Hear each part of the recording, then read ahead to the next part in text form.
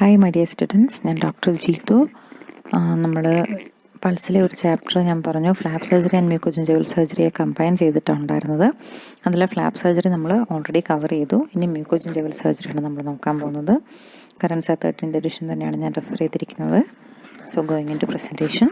മ്യൂക്കോജിഞ്ചിവൽ surgery എന്ന് പറയുന്ന ഹെഡിങ്ങിൽ എന്തൊക്കെ പ്രൊസീജിയേഴ്സ് വരും? It is a broad area. അതിൻ്റെ അടിയിൽ കുറേ പ്രൊസീജിയേഴ്സ് വരുന്നുണ്ട്. For example, the techniques to increase the width of attached gingiva and for covering the denuded root surface. അറ്റാജിഞ്ചൈവയുടെ വിഡ്ത്ത് കൂട്ടാനും റൂട്ട് സർഫേസിനെ കവർ ചെയ്യാനുള്ള procedures. Crown lengthening procedures. Then vestibule, shallow vestibule ഉള്ളവർക്ക് vestibular extension procedures. Aberrant frenum ഉള്ളവർക്ക് നമ്മൾ frenectomy or ഫ്രീനോട്ടമി ചെയ്യുന്നത്. Papillary loss ഉള്ള കേസസിൽ പാപ്പിലറി റീകൺസ്ട്രക്ഷൻ. ദെൻ ഡെഫിഷ്യൻ റിഡ്ജിൽ റിഡ്ജ് ഓഗ്മെൻറ്റേഷൻ ചെയ്യുന്നത്. Then depigmentation. ഇത്രയും പ്രൊസീജിയേഴ്സൊക്കെ മ്യൂക്കോജിഞ്ചൈവൽ സർജറിയുടെ കീഴിൽ വരുന്ന പ്രൊസീജിയേഴ്സാണ്. For increasing the width of attached gingiva and to cover the root surface നമ്മൾ പറഞ്ഞു. അത് രണ്ട് രീതിയിലാണ് കറൻസിയിൽ പറയുന്നത്. ജിഞ്ചൈവൽ ഓഗ്മെൻറ്റേഷൻ അപ്പൈക്കൽ ടു റിസെഷനും ജിഞ്ചൈവൽ ഓഗ്മെൻറ്റേഷൻ കൊറോണൽ ടു റിസെഷനും. അത് നിങ്ങൾക്ക് നോക്കിയാൽ തന്നെ മനസ്സിലാവും.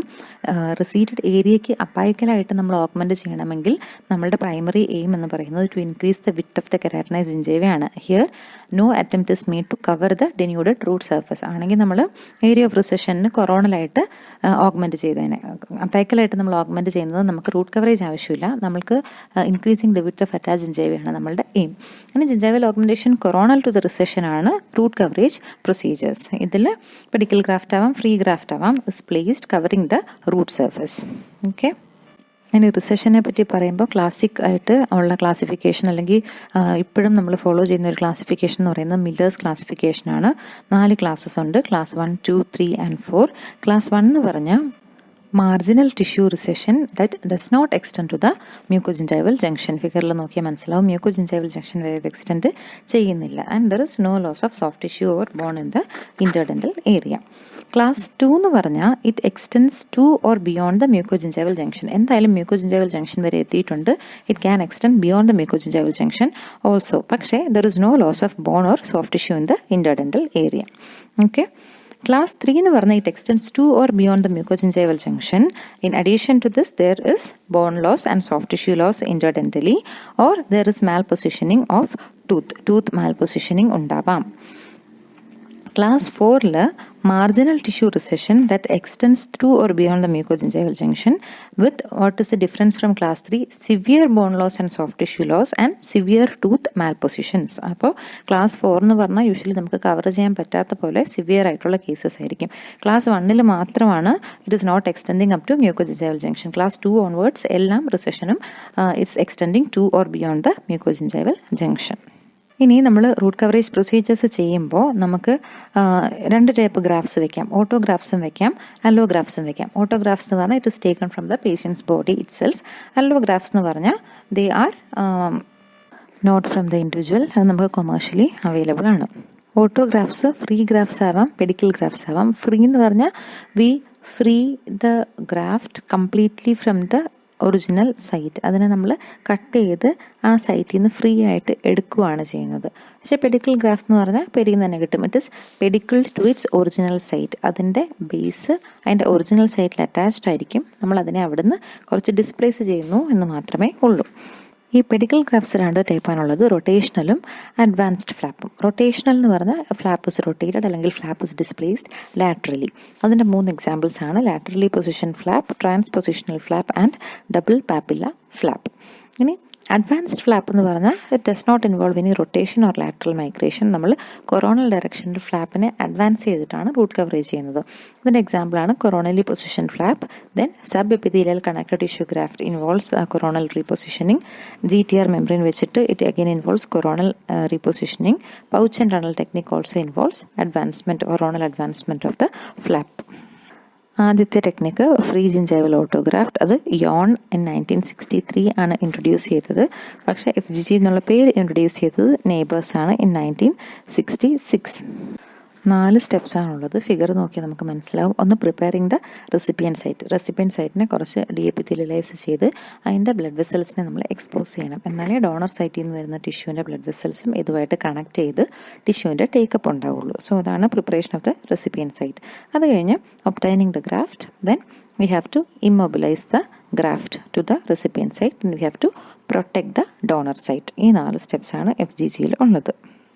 ഈ ക്ലാസിക്കൽ ടെക്നിക്കിന് കുറച്ച് മോഡിഫിക്കേഷൻസ് ഉണ്ട്. First one is called accordion technique, that was given by Rateitschak et al. ഇത് ഫിഗർ നിങ്ങൾ ശ്രദ്ധിക്കണം. എന്താ നമ്മൾ ചെയ്യുന്നത്, നമുക്കൊരു ഗ്രാഫ്റ്റ് പീസിനെ കിട്ടുന്നുണ്ട് പാലറ്റൽ ഏരിയയിൽ നിന്ന്. അതിനെ നമ്മൾ ഓൾട്ടർനേറ്റ് ആയിട്ട് ഓപ്പോസിറ്റ് സൈഡ്സ് ഓഫ് ദ ഗ്രാഫ്റ്റിൽ ഇൻസൈസ് ചെയ്യും. യു ക്യാൻ സീ അല്ലേ, അതിൻ്റെ ഓപ്പോസിറ്റ് സൈഡ്സിൽ ഓൾട്ടർനേറ്റ് ചെയ്ത് ഇൻസിഷൻസ് ഇട്ട് കഴിയുമ്പോഴത്തേക്കും we can stretch the graft. അപ്പം നമുക്ക് കുറച്ചും കൂടി ലോങ്ങർ ആയിട്ടുള്ളൊരു ഗ്രാഫ്റ്റിനെ അല്ലെങ്കിൽ കുറച്ചും കൂടി ലോങ്ങർ ആയിട്ടുള്ള ഒരു ഏരിയനെ നമുക്ക് കവർ ചെയ്യാൻ പറ്റും. So this is called accordion technique given by Rateitschak. രണ്ടാമത്തെ strip technique just given by Han et al. അതിൽ 2 3 കുഞ്ഞു strips about 3 to 5 millimeter thickness ഉള്ള കുഞ്ഞു സ്ട്രിപ്സ് എടുത്ത് നമ്മൾ റെസിപ്പിയൻ്റ് ഏരിയനെ കവർ ചെയ്യും. അതാണ് സ്ട്രിപ്പ് ടെക്നിക്. മൂന്നാമത്തെ modification combined epithelial connective tissue graft അല്ലെങ്കിൽ കോമ്പിനേഷൻ എപ്പിത്തീലിയൽ കണക്റ്റീവ് ടിഷ്യൂ. ഇതിൽ നമ്മൾ എന്താ ചെയ്യുന്നത്, ഒരു തിക്ക് ഡീപ്പ് ഗ്രാഫ്റ്റ് എടുക്കും. 3 to 4 millimeter ഒക്കെ തിക്നെസ് ഉള്ള ഒരു ഗ്രാഫ്റ്റ് എടുക്കും പാലറ്റിൽ നിന്ന്.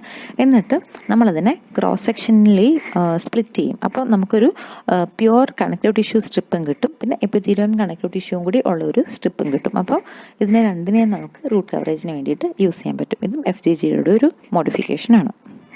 ഇനി healing of the FGG important ആണ്.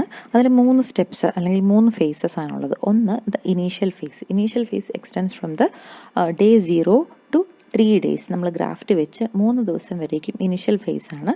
This is the phase of plasmatic circulation. നമ്മൾ ആ ഗ്രാഫ്റ്റിനെ അതിൻ്റെ പേരൻറ്റ് ഏരിയയിൽ നിന്ന് റിമൂവ് ചെയ്തു അല്ലേ, അപ്പോൾ അതിൻ്റെ പേരൻറ്റ് ബ്ലഡ് സപ്ലൈ അതിനെ കട്ടായിപ്പോയി. So it will be surviving by plasmatic circulation from the recipient site. ഇതാണ് ഇനിഷ്യൽ ഫേസ് 0 to 3 days. ഇനി റീവാസ്കുലറൈസേഷൻ ഫേസ്, അത് ഫ്രം day 2 to 11, 2 ദിവസം മുതൽ 11 days വരെയാണ് റീവാസ്കുലറൈസേഷൻ ഫേസ്. ഈ സമയത്ത് there occurs anastomosis between the blood vessels. ഡോണറും റെസിപ്പിയൻറ്റും ടിഷ്യൂ തമ്മിൽ ഒരു അനാസ്റ്റമോസിസ് ഓഫ് ബ്ലഡ് വെസൽസ് നടക്കും. അതുകൊണ്ടാണ് ആ സ്റ്റേജിന് റീവാസ്കുലറൈസേഷൻ ഫേസ് എന്ന് പറയുന്നത്. മൂന്നാമത്തത് ടിഷ്യൂ മെച്ചുറേഷൻ ഫേസ്, അത് 11 days to 42 days. ഈ സമയത്ത് റീവാസ്കുലറൈസേഷൻ ഫേസിൽ ബ്ലഡ് വെസൽസിൻ്റെ നമ്പർ ഭയങ്കരമായിട്ട് കൂടിയായിരുന്നു. ഈ നമ്പർ ഓഫ് ബ്ലഡ് വെസൽസ് ഒക്കെ ഒന്ന് കുറഞ്ഞ് ഒരു ടിഷ്യൂ മെച്ചുറേഷനിലോട്ട് വരുന്ന സ്റ്റേജ് അല്ലെങ്കിൽ ഫേസ് ആണ് tissue maturation phase. So there are only 3 phases: initial phase, revascularisation phase and tissue maturation face.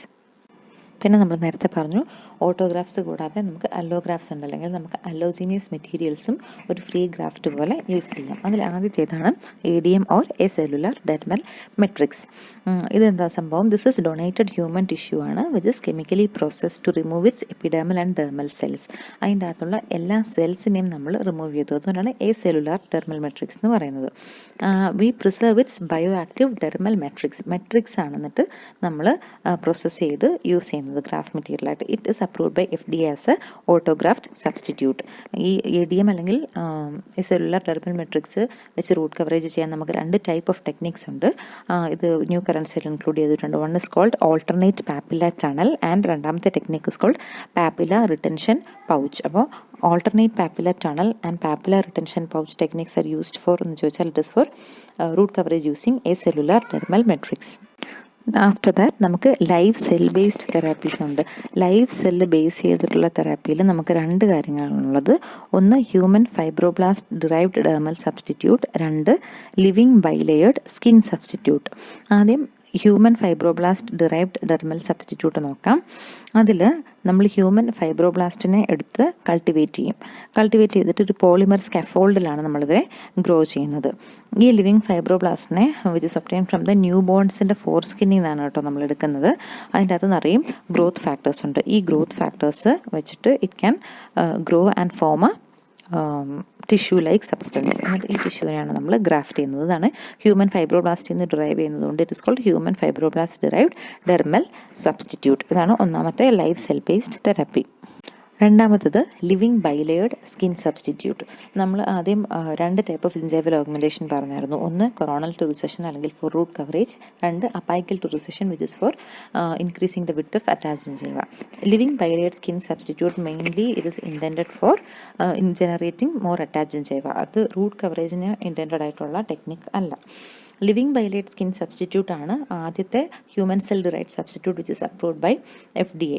ഇതിൽ നമ്മൾ ബൈ ലെയർഡ് എന്ന് പറയുമ്പോൾ നമുക്കറിയാം ദർ വിൽ ബി 2 layers. അതിൽ dermal layer is produced by a combination of fibroblast and collagen serum and culture medium. Collagen serum and culture media ഒക്കെ use ചെയ്തിട്ട് നമ്മൾ ഫൈബ്രോബ്ലാസ്റ്റിനെ ഗ്രോ ചെയ്ത് ഡെർമൽ ലെയർ പ്രൊഡ്യൂസ് ചെയ്യും. Almost similar to the human fibroblast derive dermal substitute. അത് കഴിഞ്ഞിട്ട് ഒരു suspension of കെരാറ്റിനോസൈറ്റ്സിനെ നമ്മളതിൻ്റെ സർഫസിലോട്ട് ആഡ് ചെയ്യും. സോ ദാറ്റ് ഒരു ബൈലെയർഡ് സ്കിൻ സബ്സ്റ്റിറ്റ്യൂട്ടിനെ നമുക്ക് കിട്ടും. So one was human fibroblast derived dermal substitute and 2 is living bilayered skin substitute. After free gingival graft we have free connective tissue autograft. അത് ആദ്യം ഓറൽ ആൻഡ് മാക്സിലോഫേഷ്യൽ സർജറിയിൽ ഈഡലാണ് പ്രപ്പോസ് ചെയ്തത് in 1974. Then it was explained in detail by Levin in 1991. എന്താണ് difference? Free gingival ഗ്രാഫ്റ്റിൽ നമ്മൾ palatal ഏരിയയിൽ നിന്ന് donor ടിഷ്യൂവിനെ എടുക്കുമ്പോഴത്തേക്കും അതിൻ്റെ epithelial കവറിങ്ങോട് കൂടിയാണ് നമ്മളതിനെ എടുക്കുന്നത്. ഫ്രീ കണക്റ്റീവ് ടിഷ്യൂ ഓട്ടോഗ്രാഫിൽ നമ്മളൊരു എക്സ്ക്ലൂസീവ് ആയിട്ടുള്ള കണക്റ്റീവ് ടിഷ്യൂ ഗ്രാഫ്റ്റിനെയാണ് നമ്മൾ എടുക്കുന്നത്. അതിൻ്റെ എപ്പിത്തീലിയൽ ടിഷ്യൂവിനെ ഏതർ നമ്മൾ ഡോണർ സൈറ്റിൽ തന്നെ കണക്റ്റീവ് ടിഷ്യൂവിനെ മാത്രമായിട്ട് സ്പ്ലിറ്റ് ചെയ്തെടുക്കും. Epithelium will be retained in the donor site itself. അത് ഡോണർ സൈറ്റിനെ കവർ ചെയ്യും. അല്ലെങ്കിൽ ആ എപ്പിത്തീലിയൽ ടിഷ്യൂവിനെ നമ്മൾ കട്ട് ചെയ്ത് കളയും. എന്നിട്ട് പ്യുവർ കണക്റ്റീവ് ടിഷ്യൂ ഗ്രാഫ്റ്റിനെയാണ് നമ്മൾ റെസിപ്പിയൻ സൈറ്റിലോട്ട് വെക്കുന്നത്. ഇതിനെ നമ്മൾക്ക് ഇങ്ങനെ എക്സ്പോസ് ചെയ്ത് വെക്കാൻ പറ്റില്ല ഓറൽ ക്യാവിറ്റിയിലോട്ട്. സോ നമ്മളതിനെ ഒരു ടിൻ ഫോയിൽ വെച്ച് കവർ ചെയ്തിട്ട് it is allowed to heal. ഇതാണ് ഫ്രീ കണക്റ്റീവ് ടിഷ്യൂ ഓട്ടോഗ്രാഫ്റ്റ്. ഇനി sub epithelial connective tissue graft. ഈ കേസിൽ നമ്മൾ പ്യുവർ കണക്റ്റീവ് ടിഷ്യൂ ഗ്രാഫ്റ്റിനെ എടുത്ത് റെസിപ്പിയൻ സൈറ്റിലോട്ട് വെച്ചിട്ട് you can see in the figure recipient സൈറ്റിൽ നമ്മൾ ഏതർ ഒരു അഡ്വാൻസ്ഡ് ഫ്ലാപ്പ് അല്ലെങ്കിൽ ഒരു ലാറ്ററൽ പെഡിക്കിൾ ആയിട്ടുള്ള ഒരു ഫ്ലാപ്പ് നമ്മൾ കൊടുക്കണം. കണക്റ്റീവ് ടിഷ്യൂ ഗ്രാഫ്റ്റിനെ വെച്ചിട്ട് sub epithelial connective tissue graft പേര് തന്നെ ഉണ്ട്. It is placed subepithelially in the recipient site. It was given by Langer and Langer. ഇനി ലാറ്ററൽ പെഡിക്കിൾ ഗ്രാഫ്റ്റ് ഉണ്ട്. It was given by Grupe and Warren. അത് ഫിഗറിൽ കാണുന്ന പോലെ തന്നെ നമ്മൾ സൈറ്റ് ഓഫ് റിസഷനിലോട്ട് ലാറ്ററലി ഉള്ള ഹെൽത്തി കെരാറ്റിനൈസ്ഡ് ടിഷ്യൂവിനെ ഡിസ്പ്ലേസ് ചെയ്ത് കവർ ചെയ്യും. അപ്പോൾ നിങ്ങൾ വിചാരിക്കും ഇപ്പം നമ്മളുടെ donor site denude of tissue ആയില്ലേ? അതെ, പക്ഷേ അത് ഹെൽത്തി സൈറ്റ് ആയതുകൊണ്ട് തന്നെ അത് ഹീൽ ചെയ്ത് വിതൗട്ട് എനി റിസഷൻ അവിടെയും നമുക്ക് പുതിയ ജിഞ്ചൈവ ഗ്രോ ചെയ്യും. റെസിപ്പിയൻ സൈറ്റിൽ ഈ പെഡിക്കിൾ ഗ്രാഫ്റ്റ് ടേക്കപ്പ് ചെയ്യുകയും ചെയ്യും. പിന്നെ കൊറോണലി ഡിസ്പ്ലേസ്ഡ് ഫ്ലാപ്പ് ഉണ്ട്. Coronally displaced flap was given by Norberg in 1926. Coronally displaced flap നമുക്ക് ഫ്ലാപ്പ് ഇറ്റ് സെൽഫ് നമുക്ക് കൊറോണലി റേസ് ചെയ്ത് റൂട്ടിനെ കവർ ചെയ്യാം. അല്ലെങ്കിൽ നമ്മൾ നേരത്തെ പറഞ്ഞ പോലെ ഒരു sub epithelial connective tissue graft വെച്ചിട്ട് റെസിപ്പിയൻ സൈറ്റിലുള്ള ടിഷ്യൂവിനെ കൊറോണലി ഡിസ്പ്ലേസ് ചെയ്യാം. ഇനി ഈ കൊറോണലി ഡിസ്പ്ലേസ്ഡ് ഫ്ലാപ്പിൻ്റെ ഒരു മോഡിഫിക്കേഷനാണ് സെമിലൂണർ കൊറോണലി പൊസിഷൻഡ് ഫ്ലാപ്പ്. അത് നമ്മൾ മോസ്റ്റ്ലി മാക്സിലയിലാണ് ചെയ്യുന്നത്. ഫിഗറിൽ കാണുന്ന പോലെ തന്നെ ചെറിയ റിസഷൻസിനൊക്കെ വേണ്ടിയിട്ട് apical to the area of recession നമ്മളൊരു സെമിലൂണർ ഇൻസിഷൻ ഇട്ട് നമ്മൾ ഫിംഗർ പ്രഷർ കൊടുത്ത് ഈ പോർഷൻ ഓഫ് കെരാറ്റിനൈസ് ടിഷ്യൂവിനെ താഴോട്ട് ഡിസ്പ്ലേസ് ചെയ്യും അല്ലെങ്കിൽ കൊറോണലി ഡിസ്പ്ലേസ് ചെയ്യും. It was given by Tarnow in 1986. ഇത് മോസ്റ്റ്ലി മാക്സിലയിലാണ് നമ്മൾ യൂസ് ചെയ്യുന്നത്. കാരണം ഒരു ഇഫക്റ്റ് ഓഫ് ഗ്രാവിറ്റിയും കൂടെ ഉണ്ടാവും ഈ ടിഷ്യൂവിനെ കൊറോണലി പുൾ ചെയ്യാൻ വേണ്ടിയിട്ട്. അടുത്തത് പൗച്ച് ആൻഡ് ടണൽ ടെക്നിക്കാണ്. Given by Azzi or Robert Azzi ആണ് തന്നത്.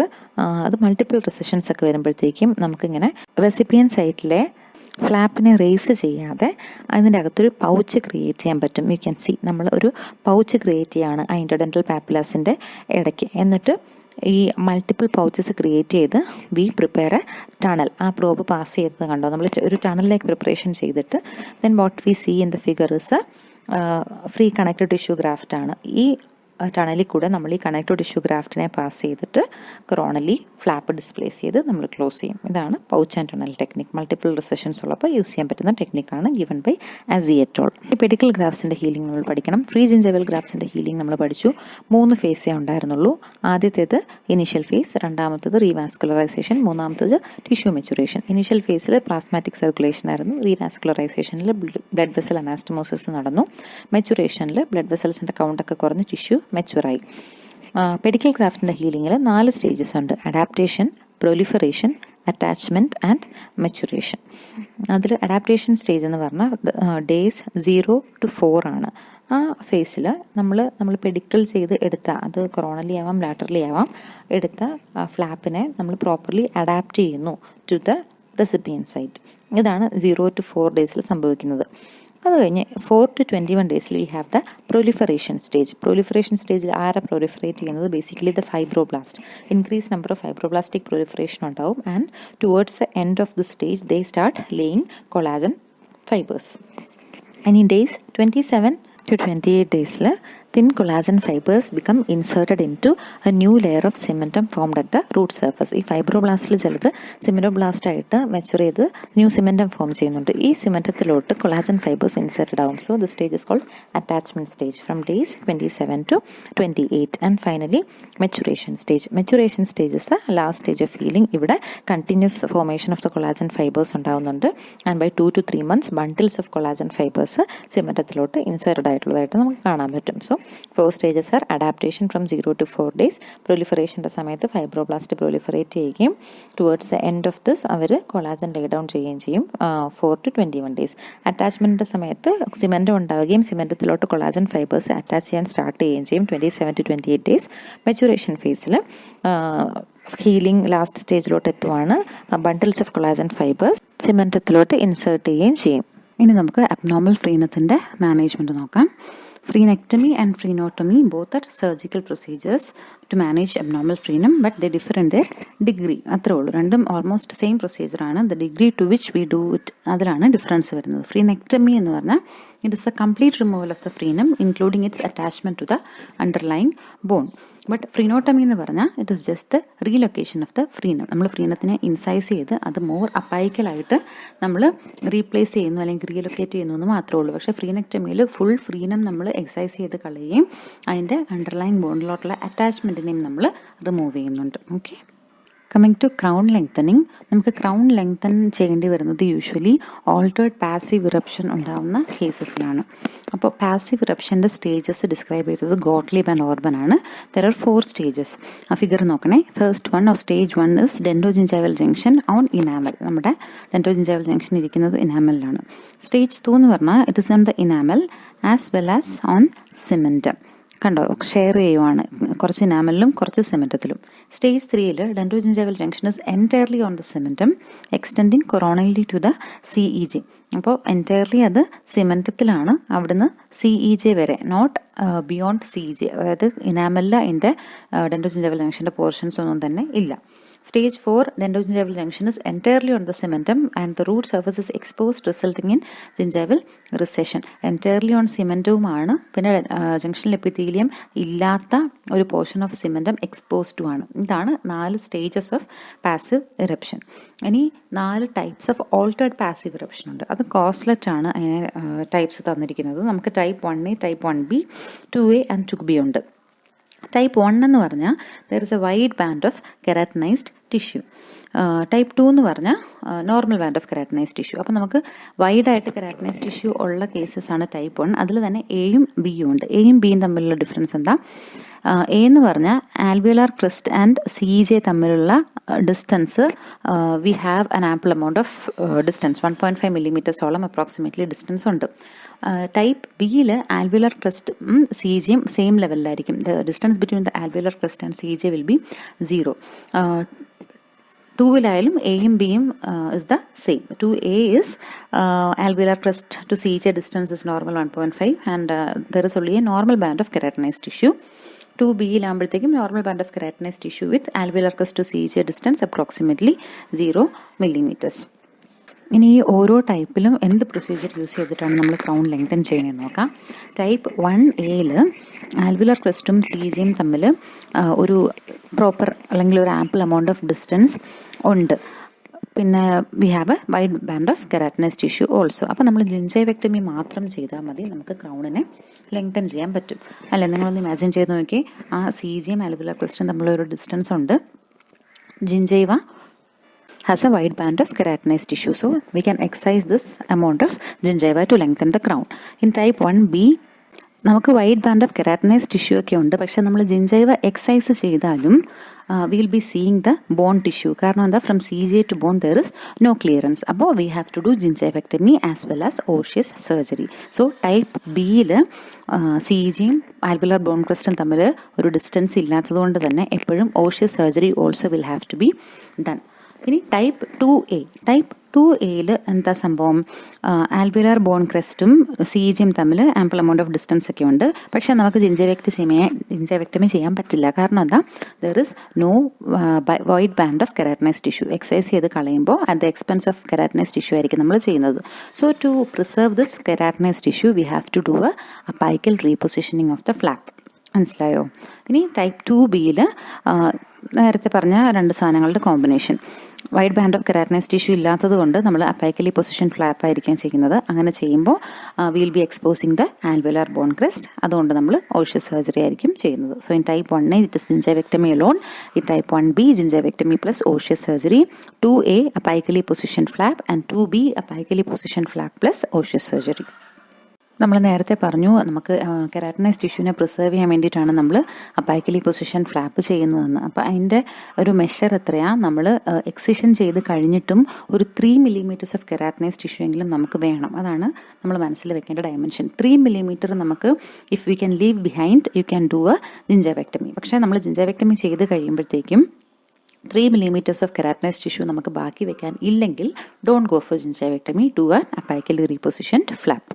ആഫ്റ്റർ ക്രൗൺ ലെങ്തനിങ് ഒരു ഇമ്പോർട്ടൻറ്റ് മ്യൂക്കോജിഞ്ചൈവൽ പ്രൊസീജിയറാണ് papilla reconstruction. Papilla reconstruction is different from papilla preservation. നമ്മൾ ഫ്ലാപ്പ് പഠിച്ചപ്പോൾ പാപ്പില്ല പ്രിസർവേഷൻ ഫ്ലാപ്സ് പഠിച്ചായിരുന്നു. അതിൽ നമ്മൾ പാപ്പിലേനെ കട്ട് ചെയ്യാതെ ഫുൾ പാപ്പിലേനെ ഒറ്റ ഫ്ലാപ്പിലോട്ട് ഇൻകോർപ്പറേറ്റ് ചെയ്യുമായിരുന്നു. കാരണം cutting the papilla can result in shrinkage of the papillary tissue. അതുകൊണ്ട് പാപ്പിലേനെ പ്രിസർവ് ചെയ്യുമായിരുന്നു നമ്മൾ ചെയ്തത്.